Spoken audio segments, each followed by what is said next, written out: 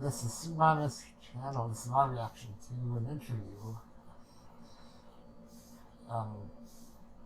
given to some of the people from Rooster Teeth that was done at New York Comic Con. It's about 3 minutes, so let's get started in 3, 2, 1, play. My name is Paul Delvick, and I'm happy to say we're here with the stars and creative minds behind RWBY. Rooster Teeth's hit anime RWBY. So here we are. We have the cast and crew.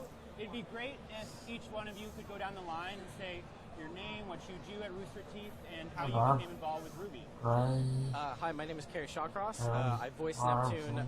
I was around when Monty first started the show, and I'm the current director, and I also co-write the show. Okay. Hi, my name is Barbara Dunkelman. I voice Yang Xiaolong in RWBY, and I'm also the Director of Social and Community Marketing at Rooster Teeth. And, you know, loving it at New York Comic Con. I am Lindsay Jones. I am the voice of Ruby Rose, and I am the supervising producer of Achievement Hunter, and New York Comic Con is awesome. Hi, my name is Gray Haddock, and I'm the head of Rooster Teeth Animation, and I'm a co-director on RWBY. And I'm Miles Luna. I'm a co-director and co-writer on RWBY, and also the voice of Sean Ark. Wow. And so for those watching at home, please comment, like, share away so we can get your questions directly to these guys to hear about Volume 4, which I know is premiering October 22nd on Rooster Teeth. I'm so excited. But before we get into Volume 4, can you give everyone watching at home a little primer for those maybe not so familiar with the RWBY universe? Sure, yeah. So, you know, we're a web company that's been doing things for years now. I think probably the thing most people know as far as Red vs. Blue, which started in 2003. And, you know, we've been working on the show for a long time. And finally, one of the custom animators on the show, Monty Ohm, decided, hey, you know what?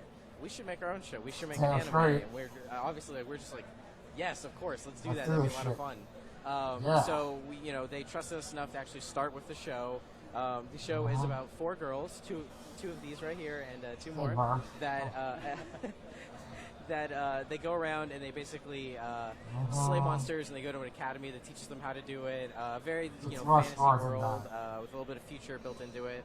And yeah, we've run 3 seasons strong now, and we're going into our 4th. Wow. You know, and about the 3 fourth seasons. season, the 4th volume, excuse me. I'd say it's been great to see how the series has matured over time. Kind of starting in a more 2 humorous, lighthearted place, going to more darker tone. Can we expect the next installment to be a little darker? I don't know the 2 seasons, because the first season... So, well, we've said that RWBY is a show that we want to grow along with the audience, kind of in the similar vein as the Harry Potter books. As you know, the audience was maturing, as the characters were maturing, so was the content matter and some of the storylines. And RWBY's no different. Going forward, I wouldn't say that necessarily everything's going to be dark and dreary and awful, but something that we were really passionate about was making sure that there were consequences to the actions of our characters and the things that happen to them and the things that they have to react to. And it's something that we want to try and stick to as the show carries on. So it's not going to be emo Spider-Man, but it's not always going to be sunshine and rainbows either. It's the world of Remnant is a big and scary world, but our girls are bright and optimistic, and they can bounce back. Maybe not immediately, but they're definitely strong. You know, and speaking of bouncing back at the end of the last volume, Deacon with Roy, and so where do we pick up with your characters in the new volume? It's just a little bit of a tease. Just a little bit of a tease, yeah. So we've skipped ahead just a little bit. It's not too long. I think what we said is basically it's around 6 to 8 months. And we 6 to 8 months. Should probably enunciate better. And for the first time ever in this series, our characters are separated. You know, the 4 main girls are in their own different parts of the world. And that's something that like we said, that we've had this plan from the beginning. We wanted this is an interesting time for the show, and it's something that we've been really looking forward to getting to tell. And Lindsay and Barbara, I'm curious. I feel like Rooster Teeth has carved out a really amazing niche for itself in terms of representing and respecting women. As 2 women working in the entertainment and gaming industry, what does it mean to be such an inspiration to so many young female fans? I mean, it means the world to both of us, and it's something we're really passionate about, inspiring young fans, especially women who maybe want to pursue a career like we have, or something in entertainment, or voice acting, or gaming. And so being able to be role models for someone is something I never thought would be happening in my life. And so I'm so grateful to be able to do that, to connect with people on a more personal level. Absolutely. It's completely surreal. I'm with Barbara. Never did I expect this to be a part of my life. And I think the best thing about it is, I mean, Barbara and I are very, very different personality-wise, and so are all of the women at Rooster Teeth.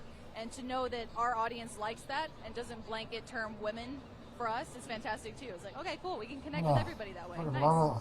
And for our younger fans in particular who are in this community, which can be far too misogynistic at times. There's been a lot of coverage of that, especially last year. What is it? Do you have any advice for female fans, female filmmakers, writers navigating this landscape? That's a loaded question. It is definitely important to have a thick skin, because you will be met with a lot of roadblocks and things that kind of get in your way, but you just have to do you and keep at it, and don't let people keep you down. And if you're passionate about something, go for it. I mean, you're gonna experience a lot of, problems or trouble trying to do what you want to do, but that's kind of the case for everyone. Yes. And even with those negative aspects that do unfortunately still exist, especially in the gaming industry, there are many people who are trying to do the same thing that we're doing, and bring more women representation into video games and pop culture in general. So you can find support groups and find people who have the same motivation that you do. It's there. It's not hopeless. You're good. Yes, that's just a great thing. I was just asking about what advice you would have for young fans, especially female fans in an industry, navigating misogyny and kind of the anti-women current that can appear. Well, as a woman myself, I don't know. One thing that I think is interesting, though, this doesn't necessarily, I don't know if this necessarily answers your question, but I remember really early on, we kept getting asked, like, why'd you choose to make a show about 4 female protagonists? And our answer was, we didn't. We just made a show about 4 kids, and we just write about 4 kids. And it was this weird thing where, like, after getting asked that question enough times, we were like, I guess this is a thing. But I mean, I don't know. It's just I don't think about it too much. But I would say that the world of Remnant and the way that the show works, it's not a thing in that particular world. Which is what I love about it is that they don't have to call attention to it. Nobody is. It's not an issue in that world. So I don't know. Joss Whedon's got a quote about he does want to keep making stories with very strong female characters in the leads until no one asks him the question why he's doing it anymore. Which I love that sentiment, and the fact that we just sort of stumbled into this, and it was never an agenda. It was never like the show was designed to do that. This is just the story that everybody wanted to tell. I love that's how it worked out. In terms of advice about how to get around what's going on, or if you're bumping into some challenges along those lines, don't let them get you down. Just stay focused on your work. Do what you love, and be a badass at it, and don't stop. And then everyone will see how amazing you are at what you do, and they will shut up. Nice. And going off of that, one of the things the fans love the most are these incredible designs and outfits that you've given these characters. Great. I hear there's new designs coming, new costumes for some of these ladies. Can you give any details about what's to come? Sure. We've been working very closely with an artist named Ayn Lee, who's been with us from the very beginning. She did a lot of the Volume 1 artwork that you saw, and we were happy to have her come back and work with Carrie and our art director, Pat, and start to figure out some new looks for some of the gang. There's a little bit of a time skip going into Volume 4, and Ruby and some of the members of Juniper have been on the road for a bit, so they're a little road weary. They've been taking some damage. They've been changing their look out over time. Each one of the other members of Team Ruby are kind of off on their own separate emotional journey and are in different locations and go through different stuff, and their costumes are going to reflect that as well. And I think there's also still, Carrie and Miles have been going out of their way to make sure that keeping up the tradition of make sure that the designs are cosplayer friendly. Yeah. So pockets. Yeah. That and just Monty was pockets, taking guys. Design and fashion. So I mean, even in Volume 2, we the whole normal crew got new costumes. So we thought this was a good time to update the look. So that's something we always want to keep trying to do is keep pushing, like, hey, here's this new fashion thing, here's this new design thing. Keep those fresh and keep those updated. not that there's anything wrong with the old ones, but just it's always cool to see new. It's always cool to see your favorite characters' new outfits. You know. Well, I've loved walking the floor today at the Javits Center, seeing so many people dressed up as characters from RWBY. I saw a young boy dressed up as RWBY with a huge scythe, and I was like, yes, get it. You know, so how do you think the fans will receive these new costume changes? So far, it's been great. So we put out the character short, which had already shown RWBY, and then at the very end of it, it showed the new designs for Weiss, Blake, and Yang. And so far, across the board, there's already fan art. I've already seen people working on their new cosplays. I mean, like, everybody seems to really be enjoying them, which is great. Dude, if I take your Yeah, cosplays Lindsay right and now, I actually went to a convention in Germany about a month ago, and there was already people cosplaying the outfits from just the little bits of fan art that we had put out or that they had seen in the concept art. So people work very fast.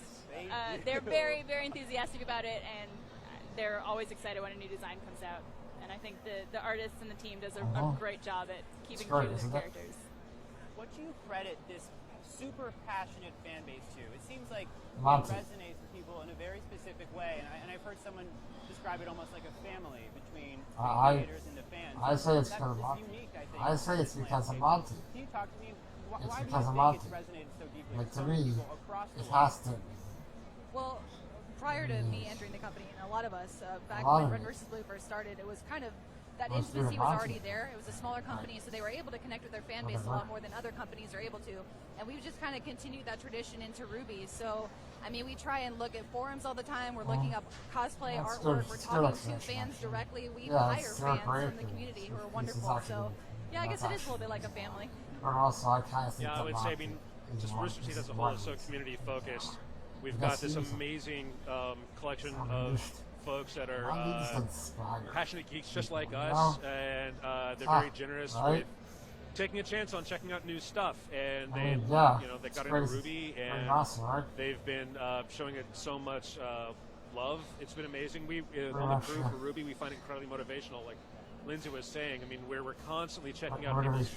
cosplay and photography and suck art at and it. custom figures Rooster and Teeth all of it. and So Rooster Teeth. it And very Monty much himself fuels our has- passion to kind of has try that and make the show better and inspiration. give back to them. No, Now, speaking of fans, we have some Facebook comments. First, Macaulay says, "I love you, Gray." good. Hi. I saw him You first. should. Miles. And Miles. Gage also says, "I just got into the show. I'm very, very excited." Catch up. And Seth wants to know, what movies did you draw inspiration from for the story and these characters? Just my favorite I one. would say in general, for me at least, it's a little bit of everything. I mean, it's you know, any show, movie, game. I think that's the beauty of inspiration, is it can come from anywhere. You know, a big thing for us at the very beginning was you know, fairy tale, Gurren Lagann, like just there's a bunch of nice. really it's Nice everything. Like, you know, glass. every little thing that we had seen or heard or Nice. experienced at that point helped influence Oh, that's the great. way that you know these Very shows bad happen. fucking as far as I terrible. can I know when I was writing RWBY, One thing I do want to say is, you know, right from the beginning, we decided who was going to voice these characters. You know, from the beginning, we knew Lindsay was going to be RWBY, Barb was going to be Yang. So we actually, you know, straight from the get-go, started writing those characters towards a little bit of their personalities and what we knew about them, and what, you know, we wanted them to feel like the characters. I mean, like these are inspirations right here. You did a good job of that thing. No better. Oh my god. Sorry, you're great. Look at that. I'm curious. It seems like if we talk about this family vibe, and a lot of you have kind of dual roles at Rooster Teeth. Can you speak You couldn't how do you keep those afford separate? How do you manage them? two How you got microphones. into voice acting No to begin offense. Because you don't have one. You guys probably talk about I voice acting assume more. that's For me, awesome. the rest of it's You more should about have just a lot of caffeine one. and a lot of hours. Yourself. We all have different projects that we work on, especially in the animation department. But usually, there's one person that kind of heads each thing. You know, I'm usually the one that's heading RWBY a little bit more. Miles has been a little bit more RVB. Jordan Swear's doing Camp. We all kind of have our own kind of the one that we head, and then we all help contribute to the rest of them. So for me, that's what it is. It just helps knowing that these guys have my back, and all of our backs. Fair enough. we're in a very unique situation at Rooster Teeth where, again, all of us have dual jobs. We wear a lot of different hats. Yeah. For me personally, I Well, do hats. community management, social media Yes. marketing, and all that kind of stuff. But then I also Hershey's voice act like in that RWBY and too. other shows, and then I also star in live action products that we put out. And so it's kind of balancing time between the two. So there's some days where I'll be filming how something much were you- from 9 oh, a.m. to she- 6 p.m. and then I she- gotta go into how work much for is it? another couple hours She to get really my cost actual me job more done. than she was in So it's all 55. about balance and making time for both. But it's an amazing experience to be able to do all that stuff. Well, for me, it's entering the booth is when I shift into RWBY, and that's the beauty of voice acting or acting in general. I feel is that you can become someone else for a little bit. So I do get a chance to push aside my responsibilities as an achievement hunter, and turn my language down a little bit into a G-rated format. But yeah, the second I step in, honestly, people have said it before. They're really like, "Oh, you're RWBY right now." I'm like, "That's good. I'm glad. I'm someone else." Using her RWBY voice to swear. It's just an amazing pretty break much to take the in the most middle of the day, sort of hilarious forget thing I've ever about seen all in my life. the business or production side of things, Kind and of just kind of drawn, escape into the actually. world of RWBY or RVB or And Miles does, whatever it is, and does just have a lot of John's fun with it. Voice while swearing. I've got the opportunity to do several villains across the different shows, so it's in particular, it's like if you're having an off day, it's fantastic to go into the booth and just blow off some steam. And then, yeah, that's pretty much it for me. Yeah, I mainly do writing and directing, so a lot of my work focuses around characters. So actually getting to play as some of those characters is just Which is good, a ton right? of fun. It's actually pretty great to Like you were saying, do having a that. range of in Red versus Blue, I'm a terrible evil villain. In Camp I'm a happy-go-lucky counselor, and in RWBY, I'm a down in his luck, kind of not confident kid. So it's not a stretch for any of them. But no, it's like you were saying, it's a ton of fun to just kind of escape or vent or just be somebody else for a little while and do your best to try and bring a character to life. Extraordinary. The thing about it is that you're also kind of motivated by everybody else that's in the animation bullpens around you, because you're only part of the performance. You've got all these other talented animators and post-production people, and you're moving they're moving the models that the modeling team, the art team made. So it's everyone else was kicking ass in order to make that character and its performance as good as possible. So you want to make sure that your voice performance lives up to that also.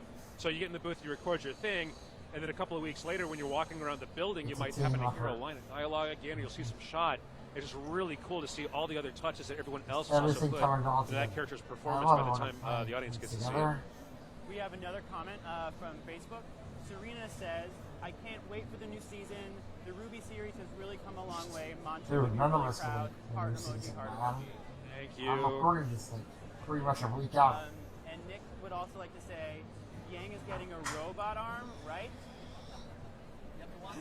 How many fuckers? What?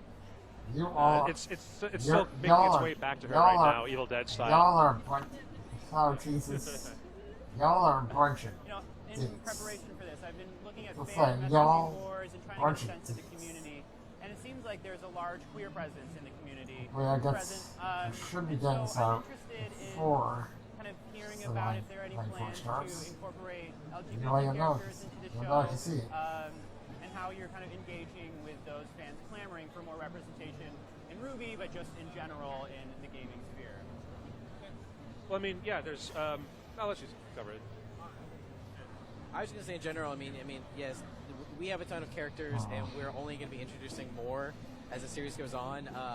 There are a couple characters that Characters, guys. are already in that vein, and we maybe have not just explored that part of their character yet.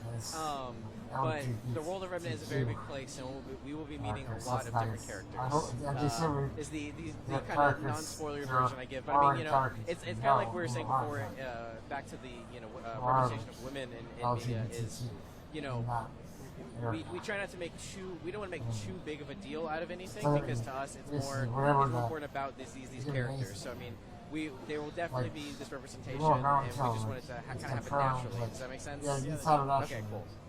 You like naturally kind of. I have another question from Fox Fox on on Facebook. What advice do you have for a person trying to create a show? Like, get started now. Oh yeah, I was just shouting from across the couch. Get started, but it actually does come down to that. Get going. Whatever it is that you do that you would want to contribute to the show, if you're writing or if you're animating or if you're doing concept art, just go and put it out there. You know, we've talked about that before, whether you're part of the Rooster Teeth community or somewhere else, there's other people out there that are passionate and want to do the same stuff. So go find them, put your little team together, and just start making stuff and put it out there. You're going to make mistakes. Enjoy that, love it, and embrace that. You're not doing it right if you aren't making some mistakes. And then just try and do better with the next iteration and keep going and going and going. And talk with other people. If you're an aspiring writer, there's probably somebody out there that's an aspiring voice actor and an aspiring musician and an aspiring animator. Like, all these people that want to get started, talk with each other. Like, if you have a story that you want to tell, find somebody that would love to help you tell that story. That they may not be able to get a job right out the gate as a modeler or an animator, but they might have some spare cycles to work with you on this fan project. And if you guys can all come up with something that you want to make, that's cool. I mean, there's tons of like fan-made Mario and Sonic games out there that aren't like legal, but you know, it's like these people came together and found each other online and worked together to make something. It's possible. So talk to people, get your stuff out there. That's great advice.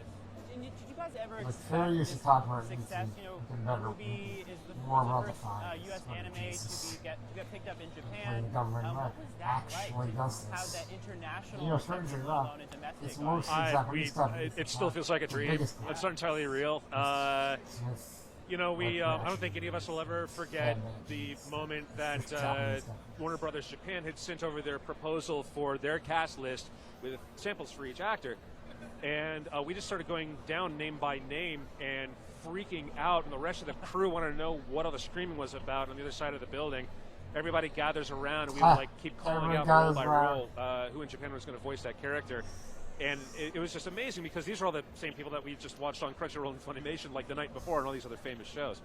Warner Brothers has been doing an amazing job handling the property so well. They've been showing it just a tremendous amount of love. I'm really not trying to blow smoke here. I mean, like they're really showing a lot of love. So I mean, Volume 1's already out over there. Volume 2 just premiered last weekend. And Volume 3 will start December 3rd over there. And I had the opportunity to go over to Tokyo this time last year, around the time Volume 1 was launching, and we did a fan event where, with less than 24 hours, we just sort of put a notice out. It's like, hey, Rooster Teeth's in town. If you want to come meet, we're going to be at this park by Warner Brothers. Come on out and say hello. And, you know, I don't know, with 100 people showed up, with people like taking the bullet train in from across the island just to say hello and show off their cosplay and custom figures and stuff. And we're still working on the details, but there's a really good chance that a few of us might be able to get over there in time for the Volume 3 premiere. So, yeah, stay tuned for details on that. But it's interesting. I was going to say even earlier than the Warner Brothers Japan pickup, when the show was starting and Monty first brought us downstairs and was like, check it out, I'm making an anime, we were really scared because we had never made anything like this before, so we thought maybe our audience would like it, and you know, we're a Western company producing anime, so maybe, you know, we'll get some pushback. Not only did American audiences like it, but now we have Japanese audiences, people in China are making dubs. I mean, it's universal now almost. I was gonna say the craziest thing for me has been, you know, I think it was 4 years ago at New York Comic Con, we were handing out these little flyers that had just her RWBY silhouette on it and said RWBY coming soon, and we're just trying to hand them out to people, just like, hey, if you like Red vs. Blue, maybe check this out soon, and now we're here, and you know, we've got this giant booth, and no, none of us ever dreamed at all this was gonna be this big, but we're super appreciative of all the fans. Yeah. We appreciate you guys way more. Lindsay's hair. Did Lindsay dye her hair? It looks so good. Oh, thanks, man. I did. You can check out my sweet roots growing in. They look great, too. Thank you. You know, along with this sort of global distribution, do you want RWBY to go mainstream? Or do you like having it exist so popularly in this sort of internet community? What are your feelings about kind of the progression? I feel like it is mainstream for 2016. Like, mainstream now is YouTube, is the internet, is digital distribution. It'd be cool to see it on TV, on, you know, Cartoon Network or Nickelodeon or any of those networks. But I think the fan base we've developed for RWBY is so strong and passionate that we couldn't ask for anything better. It's wonderful. I think, you know, we're at a really good place right now with it. Yeah, bring it on. I was going to say, no, I mean, we're just going to get to meet more people who are into the same stuff and have more cool conversations and game with more cool people. And it's I don't know, sincere fact they're going to be able to share on that scale and they're going to share back is pretty amazing. I mean, I think most of us here are at our hearts like entertainers and storytellers, and you know, as long as there are people out there that want more, we're happy to give them the best story that we can, and hope that we'll be entertaining at the end of the day. And if whether that's 12 people or 12 million, I don't know, it'll always be fun. No matter what. At least I hope it will. Yeah, we'll just keep doing our best to interact with as many folks as we can when we can. But other than that, hopefully, nothing else just changes. So. And lastly, I was just going to say, if anything, a RWBY movie, if you guys want to crowdfund that, yeah, let's do it. Hey, they're asking. Crowdfund that. Lastly, about this kind of mainstream question, I feel like some comic book fans are kind of preventing the mainstream culture, kind of co-opting comic book narratives for mass audiences. Do you feel like that's a good thing in this culture, especially looking around at Comic-Con and seeing these giant booths and all the money that's pumped into this? Is this something you're excited about, or is this something maybe people are a little anxious more complete about? More complete. In general, the progression we've seen. Sorry, one more time. Just the progression we've seen in comic book culture. Comic book less culture. niche, more towards this big budget. Yeah, it's tough. I mean, Gray, you might be able to answer this slightly better because you've been reading comics for a lot longer. Yeah. I was just gonna say that I think things are cool. So I think that it's on the one hand it's not as niche, but on the other hand we're getting to see these awesome blockbuster movies that we all enjoy as well. So I think there's a little bit of give and take that you have to have.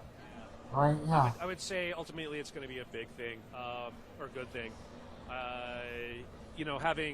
Having been reading comics and watching sci-fi movies for a couple of decades now.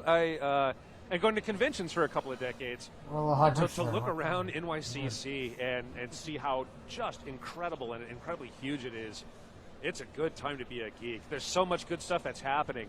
I mean, so I love that I'm getting to see these characters I've been reading about for decades get big budget treatments and get to see such cool detail and action on screen that I could only previously imagine years and years ago. And, there's always going to be the cool, niche, cutting-edge storytellers. Also, it's not going to go away. Go looking for it. You'll be just fine. And I think it's great that the industry is going to be surviving even better because more audiences coming to it, and there are projects that are getting bigger budgets, and it's getting more attention from mainstream media. That's fine. It's not going to go away. It's not going to dilute the cool cutting stuff. You can find it if you go looking for it. To speak to that a little bit too, we were talking about how geekdom in a sense now is very, very mainstream, and I appreciate it because it's more of a welcoming environment. Thinking about growing up, and especially unfortunately as a female, watching anime and playing video games, you were a loser, and now I talk to people who have their kids playing Call of Duty or whatever, and they're like, yeah, every day they're playing Minecraft or they're watching any other anime that we have, even RWBY fans. So I'm all for it. And to end on, we have a great comment from Jacob on Facebook. Thanks to you guys, I've been able to put effort into my drawings and just getting into your animations and doing more and more of them. Thank you guys dearly for inspiring passion to artists such as myself and others to make people happy and create. What a great comment. We love you. So You're the ones who inspire us. Lindsay. You can catch RWBY Volume 4 October 22nd on Rooster Teeth. Thank you guys so much for choke it up there. Seems like she's about to choke up. Aww. That's great. Any big plans for the rest of your day? No, not really. I guess just this. That's great. I really like the details we got and how this is nice. It's nice. Please like, comment, and subscribe if you enjoyed the video. And you can find and message me on Twitter. And you can find and support me on Patreon, both of which can be found in the links in the description. And finally, for my outro, from my favorite anime reviewer, Jetso Otaku, sayonara, bye-bye.